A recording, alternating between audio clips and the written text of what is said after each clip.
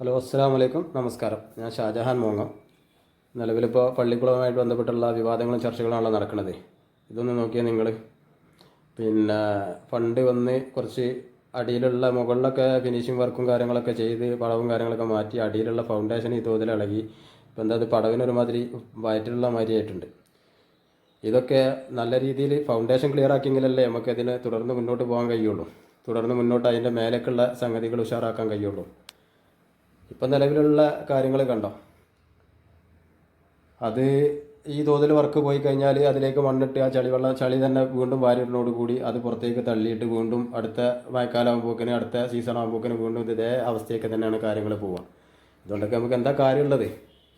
അതൊക്കെ നല്ല രീതിയിൽ അടിത്തറ പാകി ഫൗണ്ടേഷൻ ക്ലിയർ ചെയ്ത് അത് കഴിഞ്ഞിട്ടല്ലേ നമുക്ക് നോക്കണ്ടേ ബാക്കിയുള്ള കാര്യങ്ങൾ നോക്കണ്ടേ. ഇപ്പോഴത്തെ മഴക്കാലത്തേക്ക് ഈ ഫണ്ട് ക്ലിയർ ചെയ്തിട്ട് അതിൻ്റെ ബാലൻസ് ഉണ്ടെങ്കിൽ മാത്രം മുകളിലേക്ക് നോക്കിയാൽ മതിയല്ലോ. അതെല്ലാം ഒന്നുകൂടി നന്നാവുക. നിലവിൽ നോക്കിയാൽ നിങ്ങൾ നമ്മളെ കുളത്തിൻ്റെ ഒരു അവസ്ഥ 3 വാർഡ് കൂടിയിട്ട് മുറയൂർ പഞ്ചായത്തിൽ തന്നെ മോങ്ങത്തുള്ള 5, 6, 7, 8 ഈ 3 വാർഡിനും കൂടിയിട്ടുള്ള ഏക ഒരു കുളമാണിത്. ഇതൊരു പൊതുക്കുളം. അപ്പോൾ അതിനൊരു ഫണ്ടും കാര്യങ്ങളും ഇറക്കുമ്പോൾ അതിന് കൃത്യമായിട്ട് ഇടവേളകൾ നടത്തിക്കാണ്ട് അതിൻ്റെ കൃത്യമായിട്ടുള്ള നല്ല രീതിയിൽ അത് ക്ലിയർ ചെയ്യണ്ടേ. അതായത് ഇതിനിപ്പം ഫണ്ട് പാസ്സാക്കിയ ആൾക്കാരെ അല്ലെങ്കിൽ വർക്ക് എടുക്കുന്ന ആൾക്കാരെ മാത്രം ഒരു കുറ്റപ്പെടുത്തിയാണ് മറ്റുള്ളതൊന്നല്ല. അതിന് ഫണ്ട് താഴത്തുനിന്ന് തുടങ്ങുമ്പോൾ അതിന് ഫണ്ട് വേറെ കാണേണ്ടി വരും, അല്ലെങ്കിൽ അതിനനുസരിച്ചുള്ള ഫണ്ട് മുകളിലത്തിനനുസരിച്ചുള്ള ഫണ്ടേ ഉണ്ടാവുള്ളൂ. ഇപ്പോൾ ഈ താഴെയുള്ള നിലദാനം റെഡിയാക്കാതെ ഫൗണ്ടേഷൻ റെഡിയാക്കാതെ ഇപ്പോൾ നമ്മൾ ഇത്തരം കാര്യങ്ങൾ ചെയ്യുമ്പോൾ ഇപ്പോൾ ഇതിൻ്റെ മുകളിൽ എന്ത് മേക്കപ്പ് ചെയ്തിട്ട് എന്താ കാര്യം? ഫൗണ്ടേഷൻ പോയി കഴിഞ്ഞാൽ അതേപോലെ ഇപ്പോൾ ഈ ഒരു മഴക്കാലം കഴിഞ്ഞ് ഈ പടവിൻ്റെ മേലെ ഈ താഴെ പടവിൻ്റെ മേലേക്ക് വെള്ളം വരുന്നതോടുകൂടി ഇപ്പോൾ ഈ താഴെ കുളത്തിലുള്ള ചളിയൊക്കെ ഇതിൻ്റെ മേലേക്ക് വാരിയിടുക. ഈ വാരിയിടുമ്പോൾ എന്ന് പറഞ്ഞാൽ കുളത്തുനിന്ന് വാരിയിടുന്ന മണ്ണ് എന്ന് പറഞ്ഞാൽ ചളിയൊക്കെ വരും. ആ ചളി വെള്ളം സ്പെൻഡ് ചെയ്യുക. അതിൻ്റെ ഉള്ളിൽ കൂടെ വെള്ളം ഇറങ്ങണ ടൈപ്പാവില്ല. അത് ഇറങ്ങിയപ്പോൾ അടഞ്ഞിട്ടുള്ള മണ്ണാകുമ്പോൾ ആ വെയിറ്റും കൂടി അവിടെ വരുന്നതോടുകൂടി മുകളിലേക്ക് അങ്ങോട്ട് വെള്ളം കയറുന്നതോടുകൂടി അത് അങ്ങോട്ട് വീണ്ടും തള്ളും. പിന്നെ നമ്മൾ ഈ എടുത്ത പണി മുഴുവൻ വീണ്ടും രണ്ടാമത് പണിയെടുക്കുക, അടുത്ത പ്രാവശ്യം വേറെ ഫണ്ട്. ഇതിങ്ങനെ അങ്ങോട്ടും ഇങ്ങോട്ടും പരസ്പരം പഴി ചാരി എന്തെങ്കിലുമൊക്കെ ചെയ്ത് കൂട്ടിയിട്ട് വലിയ കാര്യമുണ്ടോ?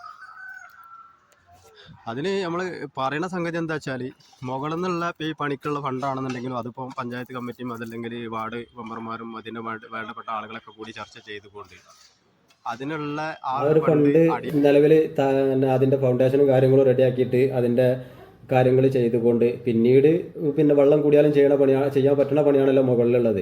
വെള്ളം കൂടുന്നതിന് മുന്നായിട്ട് മഴ വീണതിന് മുമ്പ് കഴിയേണ്ടത് അടിയത്താണ്. ഇതിന് മുന്നത്തെ വർക്ക് എടുത്ത ആളുകൾക്കും പറ്റിയ അബദ്ധം തന്നെയല്ല. ഒരുപാട് തവണ നമ്മളൊക്കെ പറഞ്ഞ സംഗതിയാണ്.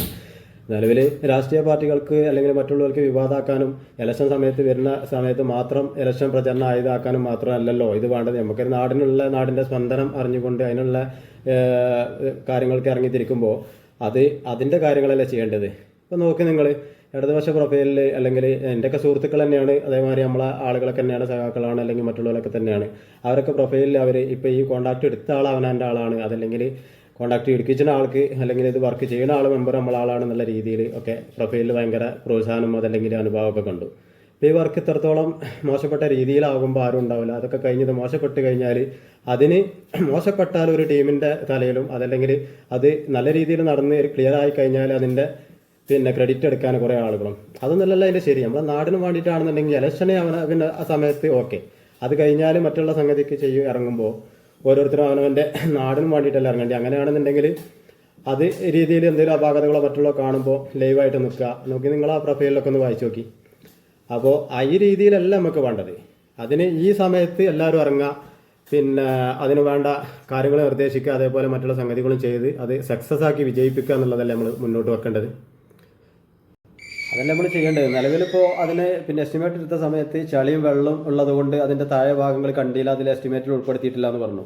ആയിക്കോട്ടെ, ഫൗണ്ടേഷൻ ക്ലിയർ ആക്കിയിട്ട് മതിയല്ലോ അതിൻ്റെ മുകളിലേക്കുള്ളത്. നിലവിലുള്ള ഫണ്ട് താഴേക്ക് ഇറങ്ങട്ടെ, അത് വെള്ളം ആവുന്നതിൻ്റെ മുമ്പ് കാര്യങ്ങൾ ചെയ്തിട്ട് ഇനി അടുത്തൊരു ഘട്ടം നോക്കിയിട്ട് അതിൻ്റെ മുകളിലേക്കുള്ള ബാക്കി കാര്യങ്ങൾ ക്ലിയർ ആക്കി കൊണ്ടുവന്നാൽ നാട്ടിലെ ഒരു വലിയൊരു സംരംഭത്തിന് അതല്ലെങ്കിൽ നിലവിലുള്ള ഈ 3 വാർഡുകൾക്കുള്ള ഒരു കുളം നല്ല രീതിയിൽ കൊണ്ടുപോകാം.